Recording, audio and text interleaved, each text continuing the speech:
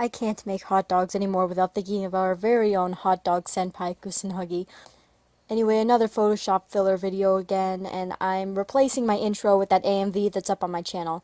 Also, I'm going to be linking a massive Yu-Gi-Oh! Icon pack in an upcoming video very soon. Most of them will be Arc 5, but it will also include all the extra icons I've made in the past, so it's probably going to be a very big pack. Anyway, see you after the intro.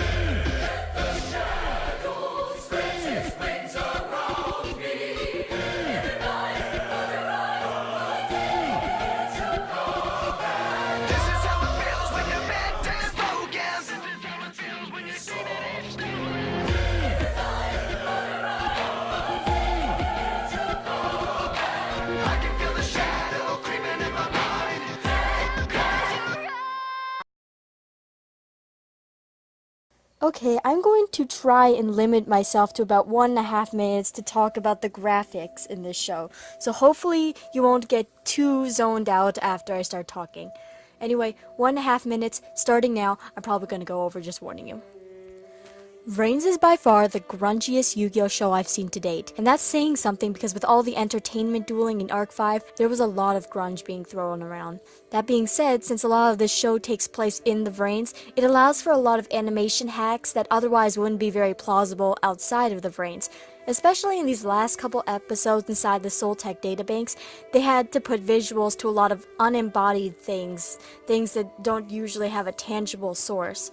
You know, like data, information, viruses, since all that stuff is not normally stuff you can see.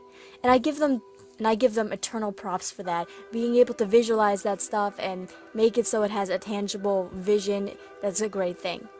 But since you have to make up everything in this virtual world, the grunge in this show is starting to hit a critical juncture. We have Akira, Playmaker, and Emma in Soul Technology's central databank. I want you to take one look at the floor they're standing on in this episode. One look at the abstract background floating around them. Last couple episodes, and especially today's episode, is pure grunge world. Grunge is abstract, it's colorful, it attracts the eye, and above all, it is easy. Now, if you don't start out grunging your graphics, and most people don't, it's a little hard to get a hang of because most people do start out with basic manipulation, layer effects, and that sort of thing. But once you do learn how to grunge, you will find that it's a lot simpler, it's a lot faster, and it's easier, especially with brushes these days, with vectors, the pen tool. Grunge is one of the simpler graphic forms, and it looks bomb as hell. Why am I talking about this, you may ask? Okay, I'm aware it probably hasn't gotten to this point with any of you. I mean, what are we, 18 episodes in? But as someone who has been staring at grunge, creating grunge, manipulating grunge almost non-stop for the better part of the last 6 months, it's starting to get a little dull for me. And again, it's just me, that's just my thing. The grunge style, which if you don't know, is basically a particular type of abstract art. The best grunge is the type where your eyes are confused. I know it's kind of hard to explain, and that probably doesn't make any sense. Good grunge graphics, especially good grunge graphics that have to do with anime, it makes it so your eyes don't understand what it's seeing 100%. The key to pulling off grunge is not to make your art straightforward and almost make it a little bit confusing. And now, I'm not saying make your grunge messy by any means, but don't make it really focal, not elegant. When you're looking at something grungy, you see a bunch of individual parts, yet there's still so much more to look at if you want to take a minute to stare at this graphic. But you don't have to take a minute. You can look at it, see the title, see the characters, and leave. But if you want to look at it, there's more to look at, and that's like the essence of a grunge graphic. There's more to look at if you stare at it for a while. Now, my point is this: grunge looks really pretty at first glance because of how random it is. It's not symmetrical, the patterns aren't as obvious as they would be in a normal graphic, but the patterns are still there, and once your eyes become accustomed to picking them out, the graphic itself becomes boring at a really alarming rate. But the plus side to this is that grunge is so easy to change around that it probably won't reach this point to start bothering anyone but me. Because I've spent a lot of time figuring out how to pick apart different areas of grunge so I could make it myself, and how to layer it and how to do it. So if I can see through those layers, that's just my eye. But if you don't spend much time staring at it as me, you will enjoy all this grunge. You will enjoy it, I guarantee it. Now anyway, on to the actual episode, and I went over my time limit by about 6 minutes. Great. I'm gonna skip everything about Kitamura because honestly he's more annoying than Yuma at the beginning of his respective show.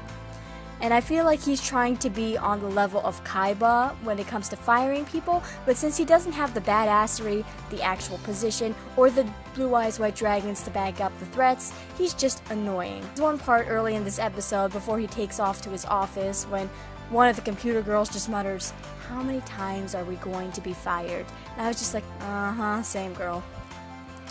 Anyway, the episode starts out with the usual spiel. Starts out with Akira and Yusaku giving the usual spiel. "You don't have the right to be here, let me through." "Like hell, I'm going to work out this problem. You just sit back, this is my responsibility. Give me the data." "No." "How are you gonna stop me?" "How do you think?" "Duel, duel." That more or less sums up the first 7 minutes of the episode. And then the duel starts, and one thing that I immediately noticed is that they put up the new playing field so that you can see it. You can see the board. I mentioned in my last review that they were taking some good steps forward in explaining link summoning and the new playing field for all the small potatoes in the audience. And again, I will bring it up. They are taking some great steps in this. You can see the field, and the graphics explaining how links work are so much clearer. Those of you learning the new playing field in links through the anime, drop a comment below telling me how you think it's going and your thoughts on the limited explanations we're getting now. Like, how do you think link summoning works? How do you think the new playing field works? Don't say anything if you know how it works from other outside knowledge. Anyway, I'm really starting to like Akira on this episode. You all know I am a sucker for the big brother archetype. Seriously, I love it so much. And the backstory we got today with him and Aoi was amazing. He's such a deep and complex character that I'm wondering what it is he knows about 10 years ago that makes it so he doesn't want Playmaker to find out what happens. He's sort of blocking Playmaker from entering the data banking, letting him get to the data. I mean, he as a person suffered so much loss. You would think that he would understand that Playmaker has the right to know about his memories. Anyway, the flashback we got for Akira and Aoi was heart-wrenching, and now I know 100% for sure that he wants the best for Aoi, and it is the sweetest thing. He said that he only wanted her to be happy, and I mean, the way he's acting right now might be a little counterproductive, but hey, emotions are a thing, and that was like 10 years ago.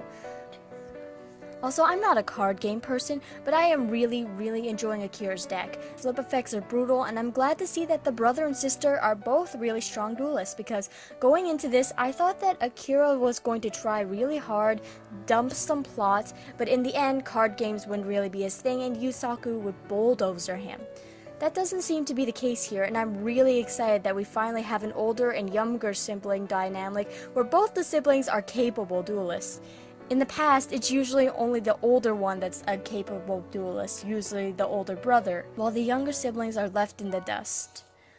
Kaiba and Mokuba, Joey and Serenity, Ryo and Sho, Kaido and Haruto, Shun and Ruri.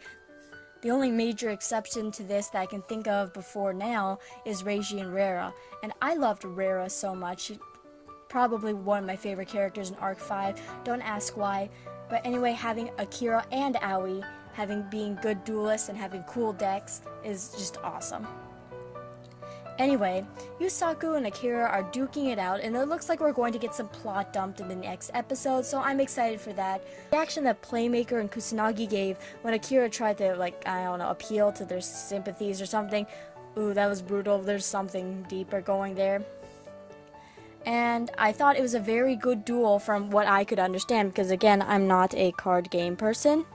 I thought it was a good episode, and yes, I am getting a little tired of grunge, so I hope we get out of the VRains soon because I don't know how much longer I can take it. I need a master duel outside of the VRains, I really do. Someone commented on one of my videos saying they don't want to see any dueling outside the VRains, and I will fight you on this because honestly, there's only so much more grunge I can take. My own graphic style is giving me sensory overload with this show. And also I want to know how their dual disc works. And I need a background of something that isn't pure grunge, isn't pure light effects, something that makes sense. Now this wand is very singular to me since I'm sure most of you don't spend hours every day staring and creating grunge, but holy gods, the VRains is going overboard with this. Am I the only one who's under the impression that Ignis is a dirty-minded little AI, or literally, is it just me? I mean, yes, the decode talker animation was very good, and very, very good, I love that. But I wouldn't go so far as to saying, baby code talker got back. Like, whew, I'm fanning myself sarcastically right now. Right there at the very end of the episode, we had Playmaker summon his firewall dragon. I want to give a huge shout out to the writers and the subbers out there because even the wording was amazing. Playmaker sets 4 monsters to the link circuit and summons his firewall dragon. The music, the animation, the way firewall flew into the frame, spot on. And then Akira goes on to say that this is the monster that defeated Revolver. And man, it was such a simple scene, but with the animation, the music, the graphics, all of it together made it so very powerful. I can't convey it properly, and they carried power right through to the preview. Man, can't wait for that next episode, I really can't. All in all, I thought it was a great episode, and anything that I griped about is my own personal problem, so feel free to completely ignore it. Thank you for watching. Up next, I'm planning a formal sequel to my Yuma and Judai discussion, which I did say I was going to make a series of. In this installment, it will be rivals, don't kill me, Kaiba and Kaido. I got the idea from someone's video that I watched. So anyway, look forward to that. See you all next time. Thank you for watching as always, and have a great day. Mya out.